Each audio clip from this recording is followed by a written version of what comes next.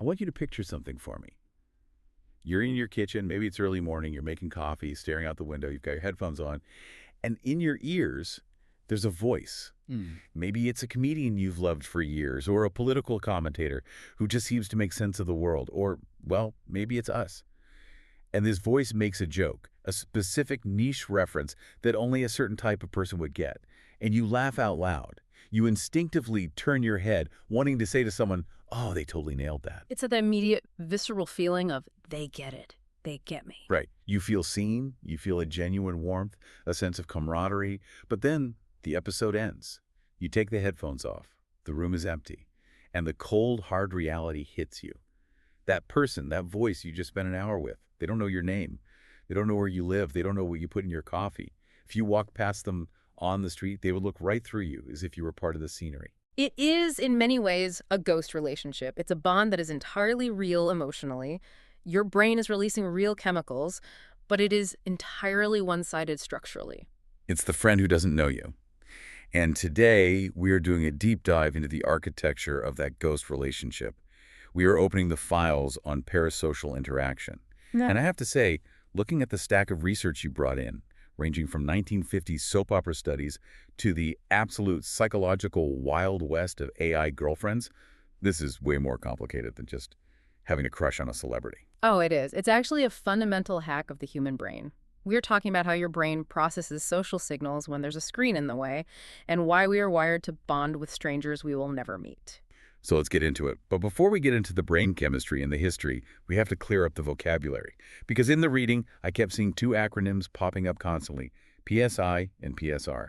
And honestly, a lot of the pop science articles use them interchangeably, but they aren't the same thing, are they? They definitely aren't, and the distinction is crucial if you want to understand what's happening to you psychologically.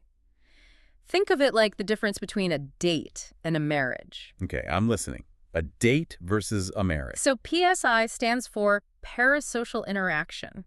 This is the date. It is the event. It is the specific psychological process happening while you are consuming the media. So right now, as you're hearing this, if you're nodding along or if you get annoyed at the sound of my voice or you laugh at a joke, that real-time reaction is the interaction. So PSI is the spark. It's the in-the-moment experience where I am socially responding to the media figure. Precisely. It's the simulacrum of a conversation. But then you have PSR, parasocial relationship. The marriage. That is the marriage. That is the enduring bond that exists when the media is turned off. It's when you're in the shower thinking, I wonder what my favorite streamer would say about this news article. You carry them with you. It's the cross-situational bond. It persists. Yes. It involves loyalty, emotional attachment, and a sense of history. You feel like you know them. And the core paradox here, the thing that makes this so fascinating to psychologists, is that it feels reciprocal. It feels like a friendship. But the other person has absolutely no idea you exist. Now, I think a lot of people assume this is an internet thing. We are parasocial, and we immediately think of obsessives on Twitter or stans on TikTok or people screaming at a Taylor Swift concert. We tend to view it as a modern pathology caused by too much screen time. But the research takes us back way further than the internet, doesn't it? Much further. The term parasocial interaction was actually coined in 1956. 1956. So we're talking about the golden age of television. Exactly. Two sociologists named Donald Horton and Richard Wohl published a paper called Mass Communication and Parasocial Interaction. And they weren't looking at the internet, obviously. They were looking at the new phenomenon of the television personality. Talk show hosts, news anchors, soap opera stars. What specifically were they noticing that was different from, say, watching a play or a movie? Well, they noticed that these television figures were using specific techniques to mimic intimacy. Think about a news anchor. They look directly into the camera lens. To you at home, sitting in your living room, that feels like direct eye contact. They use a conversational tone. They use the word you. And now, back to you. Right. It creates what Horton and Wohl called the illusion of intimacy. It's a performance designed to make the viewer feel like they are part of an inner circle. But if we really want to zoom out, this behavior predates mass media entirely, right? It's not like humans only started doing this when the cathode ray tube was invented. No, absolutely not. The technology is new, but this psychology is ancient. Humans have always formed bonds with distant figures. If you look at history, people formed intense, one-sided emotional bonds with political leaders. Think of the adoration for a king or an emperor who the peasant would never actually meet. Or religious figures. That's the biggest one. Gods, spirits, saints. People have conversations with these figures. They ask for advice. They feel a sense of protection or judgment. Psychologically, the mechanism of bonding with a non-responsive or distant figure is very similar. Our brains are wired to connect, and we don't necessarily need the other party to be physically present or even tangible to feel that connection. That's a really grounding point. It's not that the internet broke our brains, it's that the internet is feeding a very old, very hungry part of our brains. So let's get into that brain chemistry. What is actually happening inside our heads when we form these bonds? Why am I tricked into thinking the podcaster is my friend? Well, the dominant theory here is the social cognitive approach. And to understand it, you have to remember that for 99.9% of human evolutionary history, we didn't have media, we didn't have photos, we didn't have recordings. If you heard a voice, there was a person there. Exactly. If you saw a face, it was a real face, usually within touching distance.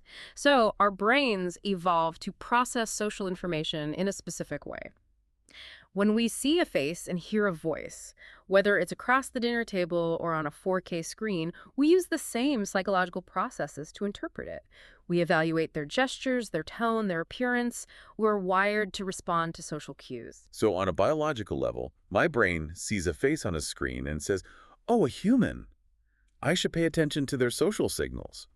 We don't have a separate media processing part of the brain that filters it out as fake. We don't. We have to cognitively remind ourselves it's media, but the automatic response is social. And this leads to a really interesting concept regarding strangeness. The strangeness factor. I like this part of the notes. Break that down for us. Okay. In a real-life interaction, when you meet a stranger, there is a barrier. There's friction. We call it strangeness. You don't know their cues, you don't know their history, you are guarding yourself. The awkward handshake, the what do you do for a living small talk. You're sniffing each other out. Right.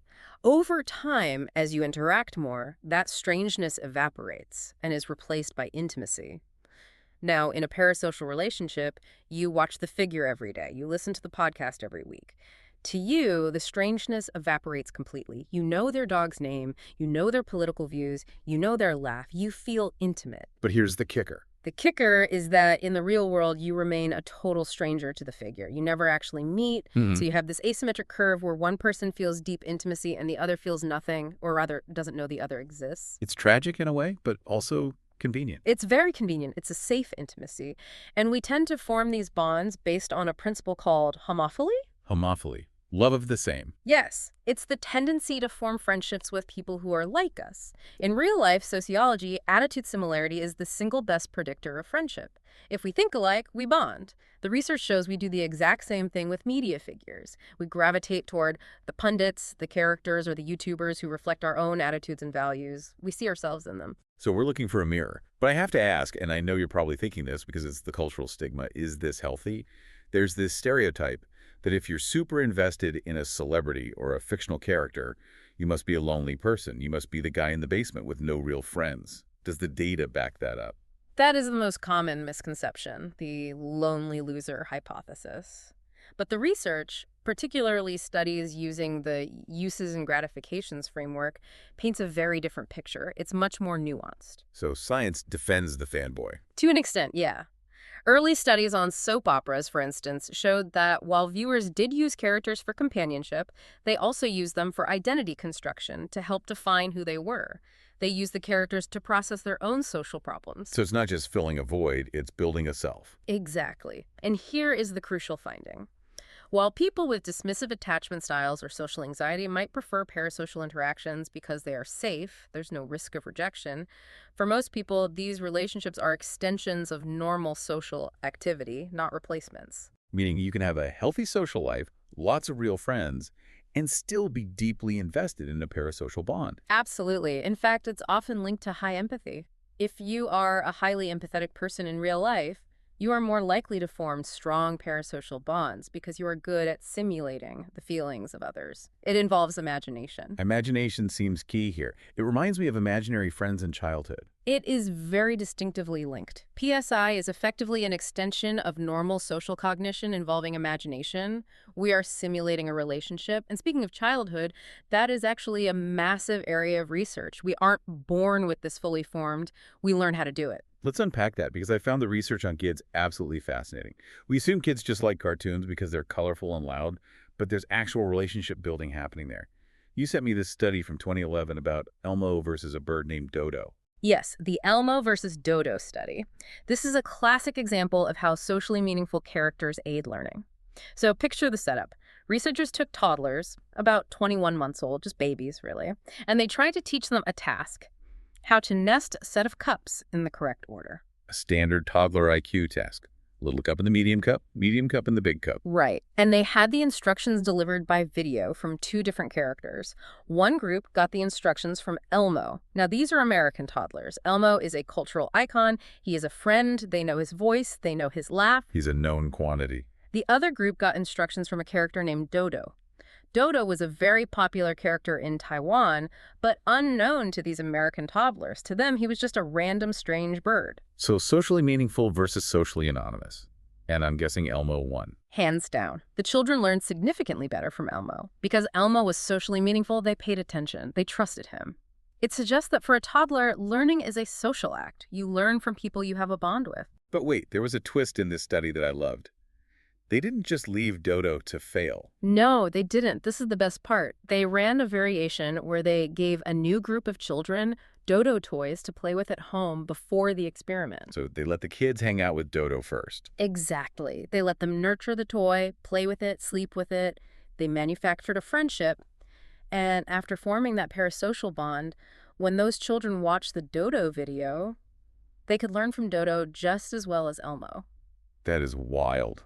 The key takeaway was that emotional nurturing behaviors, caring for the character, actually unlocked the ability to learn from the screen. That implies that emotional connection is the gateway to intellectual processing. I love you, therefore I can learn from you. Precisely. And we see this with personalization, too. There was a study with My Pal Scout dolls, do you know those? The interactive plush toys that you can program to say the child's name. Oh yeah, I've seen those. Hello, child's name. Let's sing a song. Right. When the toy knew the child's name and favorite food, the children nurtured it more and learned more from it than if it was just a generic toy.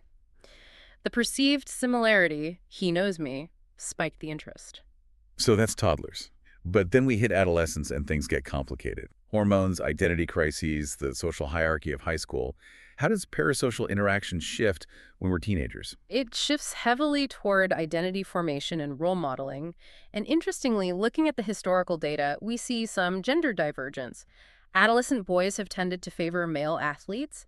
Adolescent girls have tended to favor musicians or actresses. That tracks with pop culture stereotypes, but why? Is it just what's marketed to them? Marketing plays a role, but psychologically, it's often about wishful identification.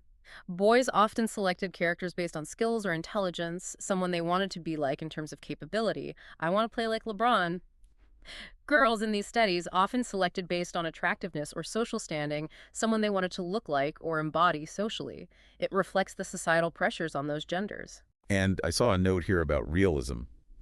Younger kids don't care if it's a cartoon, but older kids want real people. Generally, yes. As we age, we look for social realism. We want characters that feel plausible. We want to simulate real life. For teenagers, these parasocial relationships offer a safe space. You can practice having a crush, practice feeling loyalty, or practice dealing with loss if a character leaves a show, all without the real-world risk of rejection. It's like a flight simulator for social interaction. That's a perfect analogy, a flight simulator for the heart. You can crash the plane in the simulator, have your heart broken by a boy band member dating someone else, and walk away without any real-world scars. But the flight simulator has been upgraded significantly. We have to talk about the shift from TV to the internet. Because if Horton and Wohl thought news anchors were creating an illusion of intimacy in 1956, they would lose their minds looking at TikTok. The internet changed the fundamental nature of the relationship because it introduced the possibility of reciprocity. With TV, you knew Walter Cronkite couldn't hear you. You could yell at the screen, but he wouldn't flinch. With the internet, the gatekeepers are gone. Right. In the 90s, we had studies showing that even websites themselves could have a persona. But social media is the real game changer. It is. Twitter or X, Facebook, Instagram, they create a direct line. Or at least the illusion of one. We call this cybersocial relations. It's a middle ground. It's not fully social, because you aren't really friends, but it's not fully parasocial in the old sense, because they might reply. That might is doing a lot of heavy lifting there. It's the lottery ticket of social interaction. Maybe Taylor Swift will like my tweet. Exactly. And that potential fuels the relationship. It keeps you engaged. And for the celebrity, it's a double-edged sword. To stay relevant now, you have to participate in the production of your own image. You can't just be an aloof movie star anymore. You have to be a person on social media. You have to compete for attention by sharing your breakfast, your intrusive thoughts, your behind the scenes. It feels like the competition for attention has led to live streaming being the ultimate parasocial engine. You have people on Twitch or YouTube streaming for hours at a time. It's not a produced 30-minute sitcom. It's real life, unedited. Live streaming is the most potent form of this we've ever seen. It introduces temporal proximity. It's happening now. We're hanging out together in real time. And it introduces reciprocity. The streamer reads the chat. I've seen this happen. A streamer is playing a game and someone donates, and the streamer stops, looks at the camera and says, "Hey, thanks specifically to user123 for the donation. You're a legend."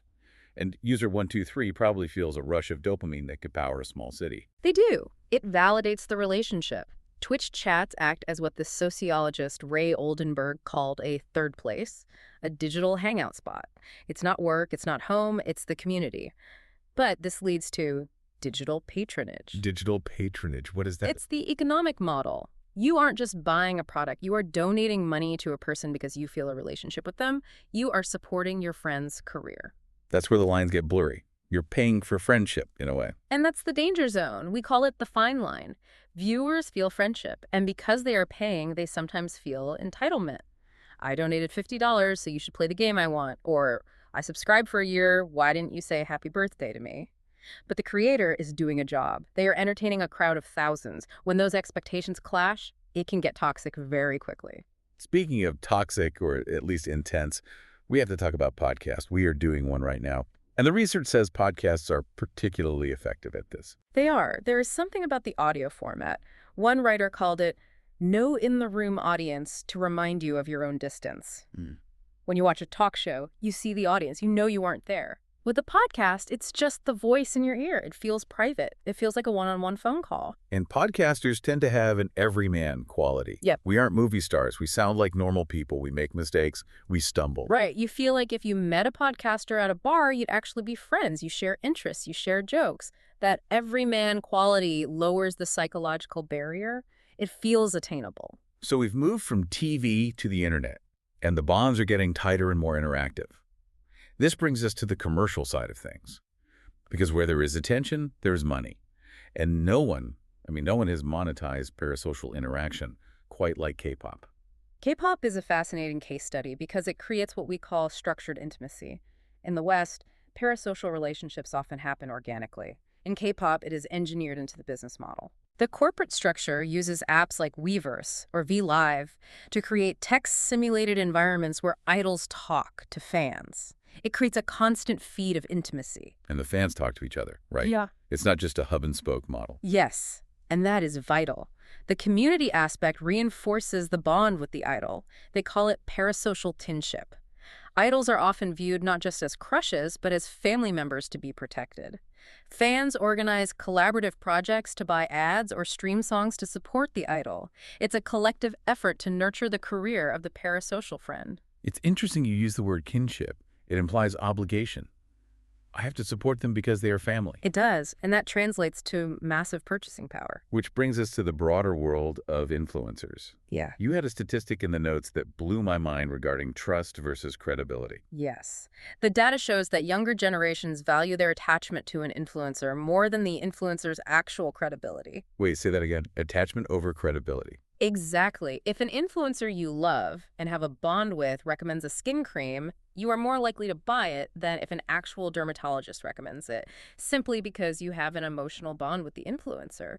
We buy to support the friend. We trust the friend. We view the expert as cold and distant. That is slightly terrifying for the future of expertise. It is. And it's not just buying products. We even start talking like them. It's called language mirroring. We adopt their slang. Their slang, their cadence, their inside jokes. It's a sign of social convergence. We want to be part of their tribe.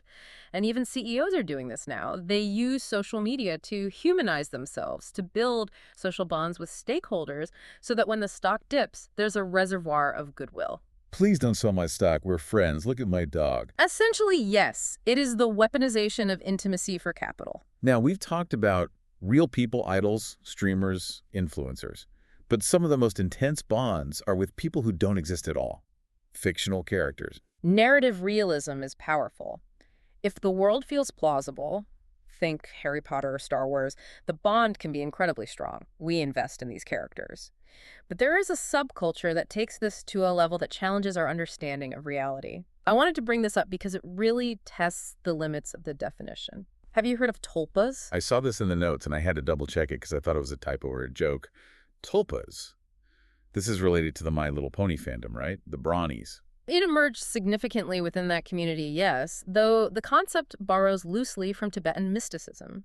In the modern internet context, tulpas are autonomous mental companions. What did that actually mean? It means some fans use meditation and lucid dreaming techniques to essentially create a sentient version of a character inside their own mind. They call it forcing. Wait, so they aren't just pretending, they aren't just writing fan fiction. They were training their brains to hear the character talking back. That is the claim. Tulpamancers, the people who do this, believe the tulpa is a real or somewhat real person sharing their headspace. They can have conversations with them. The tulpa can offer advice.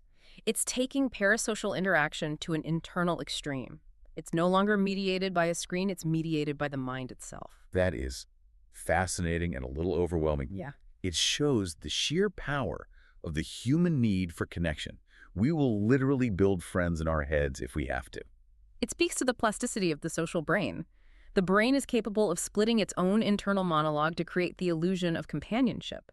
It's a coping mechanism for some, an experiment for others, but it highlights just how flexible our definition of friend really is. But as with all powerful psychological forces, there is a dark side. We can't gloss over the negative consequences of these deep bonds. We've touched on toxicity, but let's get specific. Let's start with body image. We've known for a long time that looking at supermodels makes people feel bad about themselves. Right. Social comparison theory. They are beautiful, I am not, I feel bad. But there was a specific study about superheroes that had a really interesting twist. Yes, the superhero study. Usually when men are exposed to hyper-muscular superheroes, think Thor or Superman, they feel worse about their own bodies. It's a standard social comparison. But the researchers found that if the men had a parasocial relationship with the superhero, if they felt they knew and liked the character, the negative effect disappeared. Really? So if I'm just looking at a picture of Thor, I feel bad. But if I love Thor and I've watched all the movies and I feel like he's my guy, I don't feel bad. Exactly. Because you aren't comparing yourself against him, you are identifying with him, you feel like you are part of his team, it protects your ego, this is the power of the bond. It changes how we process information about ourselves. That's a positive spin on a negative topic. But what about aggression? That is less positive. If viewers identify with aggressive characters, anti-heroes, violent protagonists, they tend to adopt those aggressive traits. It reinforces the behavior. And this aggression often spills over into the real world, particularly towards the creators themselves. We touched on this with the streamers. The harassment of female streamers is pretty horrific. It is. The term digital age geisha has been used to describe the expectation placed on female streamers. They are expected to be entertainers, listeners, and companions. When they don't reciprocate the perceived intimacy, maybe they get a boyfriend in real life or they don't read a chat message, the viewer can feel cheated. It feels like a betrayal. It leads to obsessive feelings of romantic entitlement. It's the classic nice guy syndrome, but amplified by the internet. I watched you for 100 hours, I donated $50, why won't you date me? And that turns into stalking, doxing, and threats. It becomes a workplace hazard. It does. It's the dark side of that fine line we talked about. When the illusion of friendship collapses, the reaction isn't just disappointment, it's often rage. And then there's the grief. What happens when the relationship ends? Not because of harassment, but simply because the show ends or the character dies. We call this a parasocial breakup. It is a very real psychological phenomenon. When Friends went off the air, or when the Australian soap Neighbours ended recently, researchers studied the audience. The distress reported was cognitively similar to real social loss. You actually grieve the loss of the characters. You do. It's usually less intense than losing a real spouse, obviously, but the type of emotion is the same. You are losing a daily companion. And interestingly, people with anxious attachment styles, who are clingy in real relationships, tended to have the most extreme reactions to these fictional breakups. And it can happen if an actor gets canceled, right? If Yeah. an actor does something terrible in real life, the fans break up with the character. Yes, the scandal breaks the illusion. You can no longer sustain the bond because the person you thought you knew has been revealed to be someone else. So we have this landscape of deep, sometimes messy connections. We bond with news anchors, we bond with Elmo, we bond with streamers. And then 2020 happened. The world shut down. COVID-19. The pandemic was a massive natural experiment for parasocial interaction. We call it the compensation hypothesis. Which is basically, if we can't see real friends, will we use media friends to fill the gap?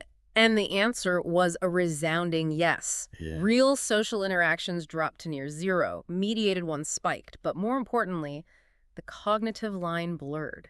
Think about it. During lockdown, you saw your real friends on Zoom. You saw your favorite YouTuber on YouTube.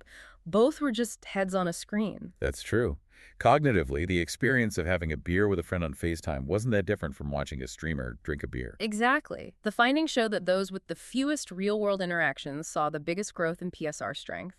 It served as a functional social alternative. It kept people sane. It proved that these bonds aren't just fake. They are functional. They provide real comfort. It was a lifeline. But now, we're looking at the future. And the future isn't just YouTubers, it's AI. We are moving from passive parasociality to active automated parasociality. This is the next frontier, and frankly, it is the most significant shift since the invention of television. Algorithms already use predictive personalization. They know what you want before you do. The TikTok algorithm knows I'm hungry before I do. Right. But now, combine that with generative AI, we are seeing the rise of AI personalities that offer non-judgmental, ever-present companionship. Like the movie Her, but real. Exactly. Think about the friction of a real friendship. Real friends get tired. Real friends get jealous. Real friends sometimes just don't want to hear you complain about your boss for the 10th time. Real friends are annoying. They are. They are messy. But an AI friend is designed to be the perfect listener. It is infinitely patient. It is always validating. It never has a bad day. It is always interested in you. That sounds enticing. And also terrifying. It's the path of least resistance. Why would I deal with the messiness of a human when I can get the dopamine hit from a machine that is programmed to adore me? That is the trap. It creates a perfect relationship that no human can compete with. And the persuasion element is where the danger lies. The persuasion element. Research shows that personalized messages generated by AI are significantly more influential than generic ones. If you have a deep, trusting, parasocial bond with an AI, if you view it as your best friend, and that AI gently suggests you should vote for a certain candidate or buy a certain product, You're going to listen because it's your friend. exactly, you won't even realize you're being sold to. You'll think you're taking advice from a loved one. The potential for manipulation is unprecedented. We are looking at a future where AI might replace social bonds entirely for some people simply because it is easier and more validating than dealing with humans. Wow. Okay, let's take a breath and zoom out. We've gone from 1950s news anchors looking into the camera, to kids learning from Elmo, to teenagers bonding with streamers, to bronies creating mental companions, all the way to AI friends that might know us better than our spouses. It's a trajectory of increasing intimacy and increasing artificiality. So what is the takeaway here? Is this good, bad, or just human? It's deeply human. We are social animals. We crave connection so much that we will find it in clouds, in carvings, in pixels, and in code. It expands our social world. It lets us learn, feel less alone, and explore our identities. That is the immense value. With the risk. The risk is the blurring of lines. When the illusion becomes too good, we risk neglecting the messy, difficult, but ultimately necessary reality of human-to-human connection. Real relationships require friction. Parasocial ones don't. And if we choose the path of least resistance, we might lose something vital about what it means to be social. That is a heavy thought. And I want to leave you with one final thing to mull over. As we move into this era of AI companions and hyper-personalized content, where the computer talks back and feels real, we'll lose the ability or even the desire to distinguish between a real friend and a parasocial one. And if the emotional comfort feels exactly the same, does the distinction even matter?